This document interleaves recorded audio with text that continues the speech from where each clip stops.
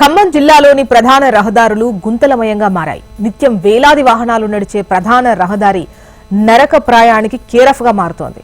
మరోవైపు గ్రామాల్లోని అంతర్గత రహదారులు డ్యామేజ్ కావడంతో జనం తీవ్ర ఇబ్బందులు పడుతున్నారు. ఇక జిల్లాలోని రోడ్ల పరిస్థితిపై మరింత సమాచారం రవికిరణ్ మనకు అందిస్తారు.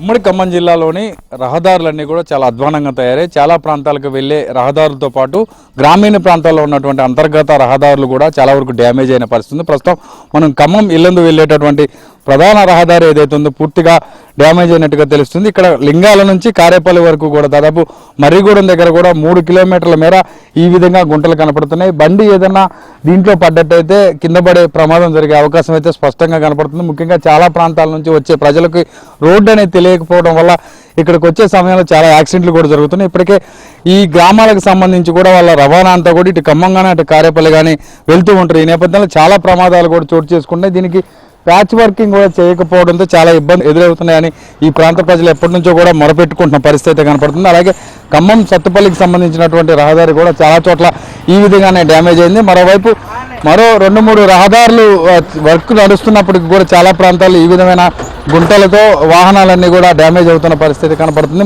ప్రస్తుతం మనం ఇల్లందు ప్రాంతం సంబంధించి మర్రిగూడ దగ్గర ఉన్న ఇక్కడ ఉన్న కొంతమంది గ్రామస్తులు ఉన్నారు, వారితో మాట్లాడదాం.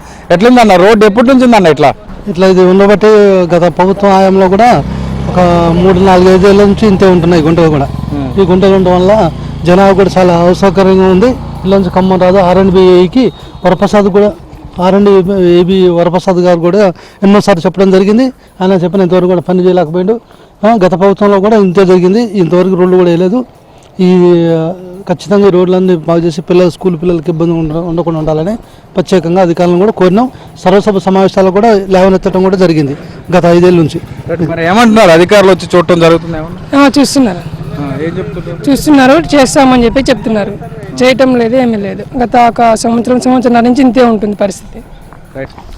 చాలా ఇబ్బందిగా ఉందన్న, రోడ్లు అన్ని పగిలి ఉంది కదా.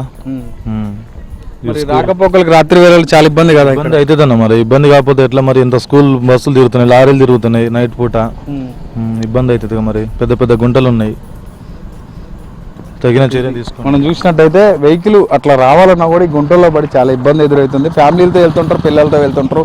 ప్రమాదాలు జరిగే తర్వాత వాటి గురించి ఆలోచించే కంటే ముందస్తుగానే ఈ ప్యాచ్ వర్క్ చేయాల్సింది. ప్రస్తుతం వర్షాకాలం కావడంతో వర్షాలు కూడా పెద్ద ఎత్తున కురుస్తున్నాయి. ఈ ప్రాంతంలో ఎక్కువగా చెట్లు కూడా ఉన్నాయి. దాంతో ఈ ప్రాంతంలో ఉన్నటువంటి రోడ్లన్నీ కూడా పూర్తిగా డ్యామేజ్ అయినట్టుగా చెప్తున్నారు. ఇప్పటికే సంబంధిత అధికారులు పర్యవేక్షణ చేయకపోవడం, అలాగే ప్యాచ్ వర్కులు చేయకపోవడం వల్ల ఇంకా చాలా ఇబ్బందులు పడాల్సి వస్తుందని ఈ ప్రాంతంలో ఉన్న గ్రామస్తులు అయితే తమ అభిప్రాయాలు ఎలబుచ్చుతున్నారు. ఆ వెహికల్స్ వాళ్ళు ఉన్నారు. ఎట్లుందన్న రోడ్డు, ఎట్లుంది పరిస్థితి? రోడ్డు అధ్వానంగా ఉన్నదండి. రావడం పోవడం ఇబ్బంది అవుతుంది చాలా.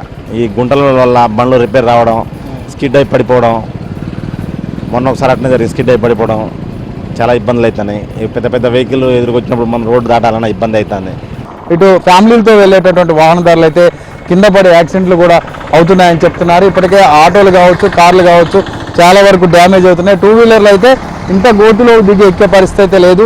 ముఖ్యంగా చాలా రోజుల నుంచి కూడా ఈ ప్రాంత ప్రజలు ఎన్నో అవస్థలను ఎదుర్కొంటున్నారు. దీని మీద కూడా ప్రభుత్వం చొరవ తీసుకొని అధికారులు ఎప్పటికప్పుడు మరమ్మతులు చేయాలి, అలాగే ప్యాచ్ వర్కులు సగం చేసి వదిలేయకుండా పూర్తి స్థాయిలో దీన్ని పరిష్కరించాలని చెప్పేసి ఇక్కడ ఉన్న ప్రజలైతే కోరుతున్నారు. అలాగే ఖమ్మం సత్తుపల్లి కావచ్చు, ఇటు ఖమ్మం కోదాడ రోడ్డు కావచ్చు, మిగతా గ్రామీణ ప్రాంతాల్లో ఉన్నటువంటి అంతర్గత రోడ్లు కావచ్చు చాలా వరకు కూడా డ్యామేజ్ అయ్యాయి. ప్రస్తుతం అయితే వర్షాకాలం ఎక్కువగా ఉన్న నేపథ్యంలో వర్షాలు కూడా సమృద్ధిగా కురుస్తున్నాయి కాబట్టి అక్కడ విలేజ్లో ఉన్నటువంటి ప్రాంతాల్లో కూడా ఎక్కడికక్కడ రోడ్డు అనేది కటింగ్స్ కూడా అవుతుంది. దీని మీద కూడా అధికారులు చర్యలు తీసుకొని వెంటనే ప్యాచ్ వర్కులు చేయాలి, మరమ్మతులు చేయాలని ఇక్కడ ఉన్న జిల్లా ప్రజలతో కోరుతున్నారు. ఇది ఇక్కడ పరిస్థితి. కేవలం గణేష్ కిరణ్ ఖమ్మం.